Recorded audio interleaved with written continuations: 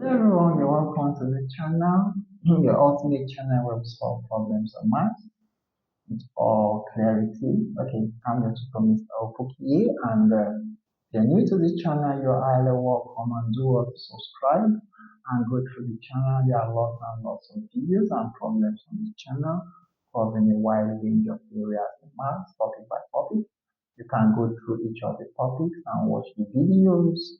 Make sure you like them and send them to somebody it may be of help. So let's get right into the problem we have on the board. If you don't mind, you can pause this video, attempt the question, and come back to this video. Okay, today, first let's identify what problem we have on the board. This is a problem on variation of proportion. Now, one thing about math is before you can be able to solve any math correctly, you have to be able to identify the problem. You have to be able to understand the problem and interpret the problem to something logical and then do the basic operations on the problem. So math is that simple. So let's quickly solve this problem. Now, the first thing I've been able to do is to identify that it's a problem on variation. And in variation, remember we have different kinds of variation. We have the direct proportionality, we have the indirect proportionality or the inverse variation, we have the joint variation, and so on. But today we have a problem on the board that is onward joints. So what do we mean by n varies jointly as? So n varies, this is a sign of proportionality or variation, jointly as the square of n. Okay, so this is the square of n and, okay, so that is why we call it joint. So it is joint with what? And the square root of what? Q. So and the square root of what? Q. So this is what makes this what? A joint what? Variation, because we have and joining it. Now the and there simply means what? Multiplication. So what this means is n jointly varies as n squared multiplied with square root of what? Q. Now having understood this, we can now what?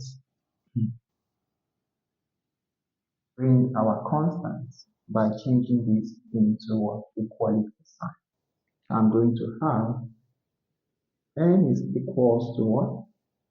Okay, let's bring k. So k will multiply. Okay, the dot there means multiplication. Multiply n squared, which multiplies what? Square root of what? Q. That's square root of what? Q. Okay, so we can proceed to solve further. So what would that give us? Now we can be able to make a subject. How do we do that? I'm going to divide both sides by what? N squared multiplied by the square root of q. So I have n squared multiplied by the square root of q. So that this cancel out, this is 1, 1. This will cancel out, this is 1, 1. We are left with k. So our k is equals to what? We have n divided by n squared multiplied by what? Square root of q. But now we want to solve for k, okay, and bring it back to this formula. So how do we solve for k and bring it back to that formula? We are going to use all this first. Okay, that's why the question has given us if n is what? 24. So in place of m, I'm going to put 24, divide our n, okay, is 2. So I have 2 squared multiplied by square root of our q is what? 4. So I'm going to input 4. So our k is going to be, this is 24, divide 2 square means what? 2 times 2. Square root of 4 means what? 2. This is going to give us 24 over what? 2 times 2 is 4. So 4 times 2 is going to give us 8.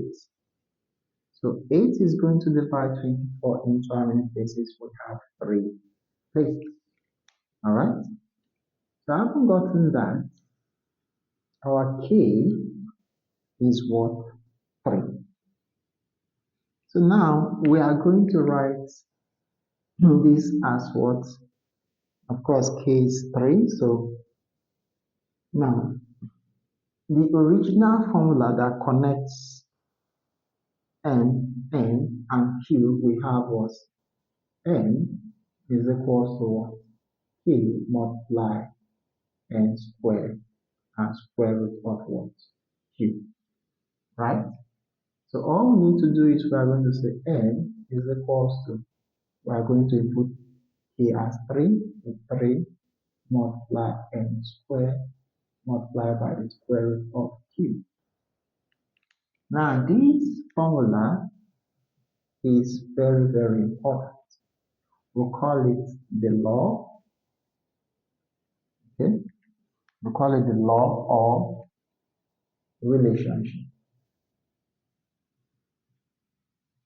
So it is what connects what? N, and Q. So most times when you're solving such problems, you want to develop the law or the connecting formula between N, and Q, which is the relationship between them, by finding K first. Okay? Most times they will give you, values, variables for you to use and find your K, and you substitute it back to what? The formula you got initially. That's as the K constant. Alright, so now from this we can now be able to solve this problem that says find n when n is 5 and q is 9. So we have to solve for n when n is what? 5. So I have 3 multiply n is 5. So I have 5 squared multiply square root of q. So we have square root of what? 9. So our n is going to give us 3 times 5 squared means 5 times 5. 8 times square root of 9 is 3. So our n is going to give us, this is 3 times 25 times 3. Alright, so our n is going to give us 3 times 25. So 3 times 5 here is 15, carry 1. So 3 times 2 is 6. So for I thought is 75 times what? 3.